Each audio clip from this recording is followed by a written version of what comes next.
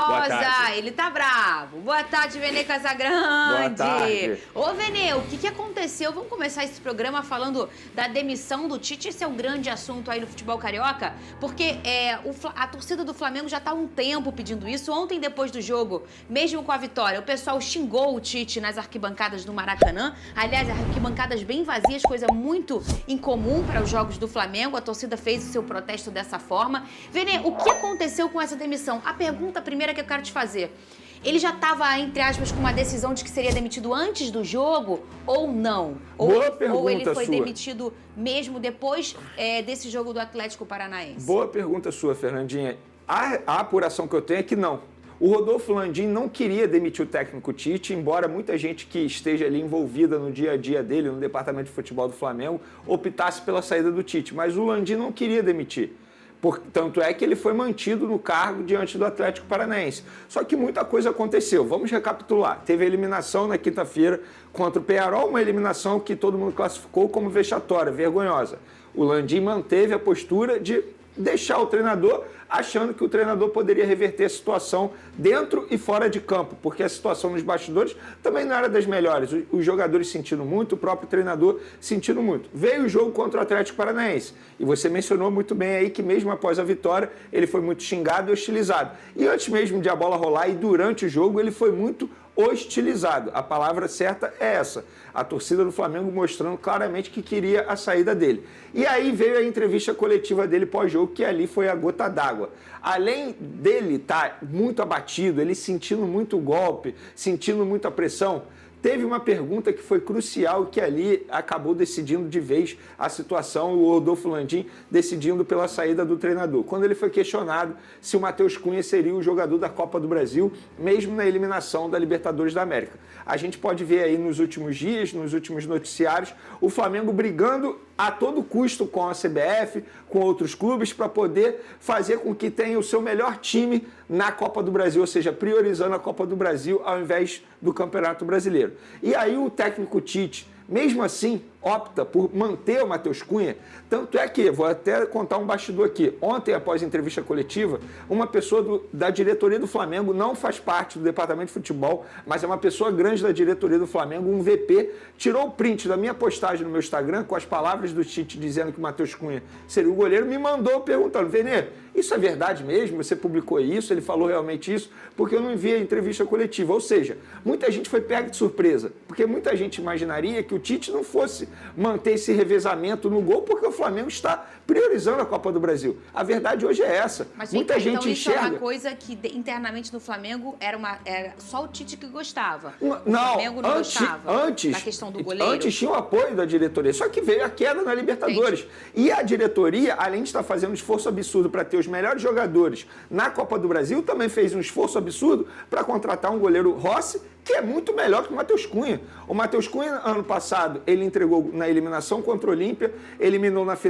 entregou na final da Copa do Brasil diante do São Paulo. Recentemente, ele sofreu gols bobos. Ele teve culpa em 2 gols contra o Grêmio. Então, é um goleiro que não passa tranquilidade. E é óbvio, quando você olha a Copa do Brasil como a única possibilidade de título na temporada, você tem que colocar os melhores em campo. O Rossi é melhor que ele, não só no quesito pegar a bola, no quesito reposição, não tem nem discussão isso. Então, ali acabou sendo a gota d'água. Então, após a entrevista coletiva, o departamento de futebol, juntamente com o presidente Rodolfo Landim, decidiu pela demissão do treinador. Só para a critério de informação, muita gente me questionando sobre isso, multa rescisória. O Flamengo vai pagar 3 milhões de multa rescisória, porque o acordo prevê pagamento de 50% do que o treinador tem a receber até o fim da temporada, que é quando acaba o contrato dele. E isso vai dar cerca de 3 milhões de reais. E aí, hoje pela manhã, por volta de 7h30 da manhã, após comunicar, obviamente, o empresário do jogador, do treinador e também o treinador, o Flamengo divulgou publicamente que o técnico Tite não é mais treinador da equipe rubro-negra. Felipe Luiz fica de maneira interina. Ô, Lucas Pedrosa, a gente já vai escutar aqui a sonora do Tite, a última, né, como treinador, uma das últimas, até porque foi uma coletiva muito grande. Ontem o Tite falou sobre essa avaliação do trabalho dele e de que talvez ele não seria mais o treinador ele não seria o treinador dos sonhos, né? Cadê, Rodolfo? Talvez não seja o teu técnico, como é que é o nome dele? E aí tu pegou... Talvez eu não seja o teu técnico dos teus sonhos, né? talvez não faça também numa situação extraordinária tanto quanto tu queira. Mas o trabalho e a dignidade pode ter certeza que ele vai ter sempre. O respeito a ti, o respeito à entidade, o respeito aos atletas, o respeito a vocês vai ter sempre. Término do ano associado a essa pergunta vai ter tchau ou não. Pedrosa, a gente sabe que é um ano eleitoral do Flamengo, né? Mas vamos desprezar isso, vamos pensar no todo. De 2019 para cá, quantos treinadores deram certo no Flamengo? 2. Dorival Júnior e Rogério Dorival. Ceni. Não, o Dorival. Não, acho que até o Rogério Ceni dá pra dizer que deu certo também, porque Deu ele foi certo, campeão foi brasileiro. campeão. Mas foi campeão com o povo chiando. É, porque... Era ele que eu ia pegar como exemplo, porque eu Sim. achei que você ia falar Dorival e Jorge Jesus. Não, Jesus é meio que unanimidade, Isso, entendeu? perfeito. Deram certo, pra mim, o Mas Rogério olha Ceni e o quantos Dorival. nomes. E aí eu ia pegar o Ceni como um ponto de apoio, porque ele foi campeão, mas não foi um campeão assim que todo mundo falava assim, caraca, eu adoro o Rogério Ceni, é isso aí, renova com ele, vamos ficar. Não, era problema, era um monte de... Por que acontece isso no Flamengo? Mas o Rogério Ceni foi demitido por questões internas.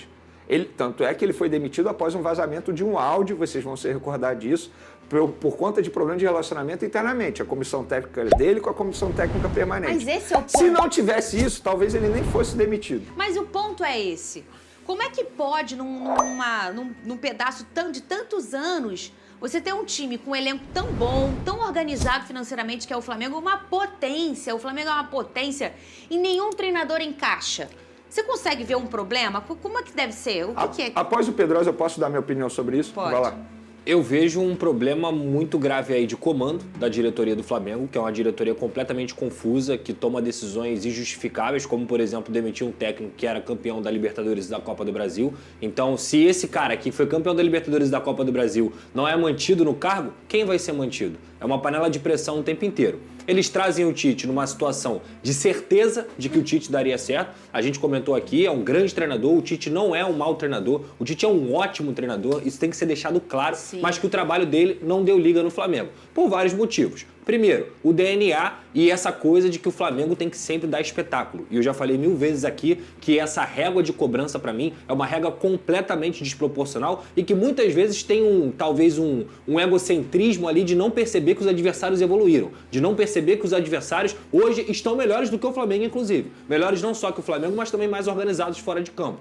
Tem outro ponto também, a tal da meritocracia. O campo fala. O Tite não demonstrou isso no trabalho dele em vários momentos. Em vários momentos o Tite foi incoerente com as escolhas que ele fazia em campo. Posso citar aqui a primeira e talvez a que mais me vem à cabeça, que é a questão do Alan. E que muitas vezes a questão do Léo Ortiz também respingou nisso. O outro ponto, o Tite é um treinador pragmático. Ele não joga da forma como o torcedor do Flamengo está acostumado. E o principal para mim, que acabou sendo a gota d'água, foi a lesão do Pedro. O Tite montou o Flamengo para jogar em prol do Pedro. O Tite não sabe jogar sem um centroavante de referência nesse time do Flamengo. E aí, para mim, eu dou toda a razão para quem quer a saída dele justamente por conta disso. Porque o Tite não conseguiu mostrar repertório suficiente com o grande time do Flamengo que ele tem, com vários jogadores de material humano de alta qualidade, jogar sem o Pedro. O Pedro se machucou, acabou o Flamengo. Só que assim, para ser muito honesto, para mim o Tite está demitido pela torcida do Flamengo desde a Copa América. Aconteceu a Copa América, o Tite conseguiu se manter em primeiro, deu um respiro no trabalho dele e a partir daquilo ali, tudo foi crítica, tudo é xingamento, tudo é problema e o Tite tem seus problemas. Aliás, problemas que, inclusive, para mim, me pareciam de um técnico totalmente inexperiente. Porque as entrevistas coletivas dele, e muita gente acha que não, mas entrevista coletiva demite técnico, tá? Sim. E a entrevista coletiva dele era completamente chamando uma responsabilidade para ele, como, por exemplo, no gol, totalmente descabida. Não faz sentido um treinador com tanta experiência, que já foi campeão de tudo, ficar chamando essa responsabilidade para ele. Então, no final das contas, tudo respinga no treinador. Eu tenho que levar em consideração o calendário do futebol brasileiro, que ele perdeu o trio de ataque dele, ele perdeu o Everton Cebolinha, o Pedro e o Luiz Araújo, isso eu levo em consideração também, mas infelizmente esse casamento já está fadado ao fracasso desde o momento que a torcida do Flamengo demitiu o Tite. Quando a torcida do Flamengo demite o Tite, é só questão de tempo e ele seria um técnico demitido. E a sua opinião em relação a isso, Venen Casagrande? Na verdade, o Tite, assim, ele nunca foi unanimidade entre os torcedores do Flamengo. Vocês vão se recordar que quando ele chegou, grande parte da torcida do Flamengo era contra a chegada dele. Eu acho que o Tite, ele deixou muito a desejar, talvez tenha perdido o time do que é trabalhar no dia a dia num clube de futebol futebol. A grande verdade é essa. Eu entendo e levo em consideração o calendário do futebol brasileiro, o excesso de lesões, mas o planejamento da comissão técnica foi totalmente errado. Priorizou uma competição no começo da temporada, o Campeonato Carioca, depois não soube rodar o elenco, ele tinha um elenco farto, ele não soube utilizar a garotada da base, a grande verdade é essa também, porque ele teve isso à disposição dele. O próprio Matheus Gonçalves ontem fez uma grande partida e é um bom exemplo para isso. Sobre a quantidade de treinadores que não dá certo no Flamengo, para mim falta projeto esportivo no Flamengo. É isso, o Jorge Jesus foi um acaso. Para quem sabe os bastidores da chegada de Jorge Jesus, foi graças ao Paulo Pelaipe, que hoje está graças no Cruzeiro. Ao Vasco, que levantou esse nome na época. Que ele estava assistindo a um jogo contra o Atlético Mineiro e o Paulo Pelaipe sugeriu esse nome. Foi um acaso. Que tinha trabalhado no Vasco. Aí tem o Dorival Júnior. Que foi campeão da Copa do Brasil da Libertadores. Ah, não, vamos tirar o Dorival e vamos trazer o Vitor Pereira. Então nunca teve um projeto esportivo. A gestão Rodolfo Landim termina, porque vai terminar, ele não vai continuar, como começou, sem projeto esportivo. E é talvez um alarme aí que a gente vê o Flamengo ser um pioneiro nessa reorganização financeira no Brasil. Em 2013 começa com Bandeira de Melo. Só que aí ele começa a ser um dos poucos que tem uma grana, que está organizado, e isso é muito bacana, que o futebol é profissional. Só que não é só você ter dinheiro, você precisa se profissionalizar também no seu futebol, nas suas escolhas. E talvez isso seja um alarme para o próprio Flamengo. Já se organizou, foi pioneiro nessa questão financeira, agora numa gestão um pouco mais profissional para os próximos anos, que como o Pedrosa disse, precisa olhar o lado.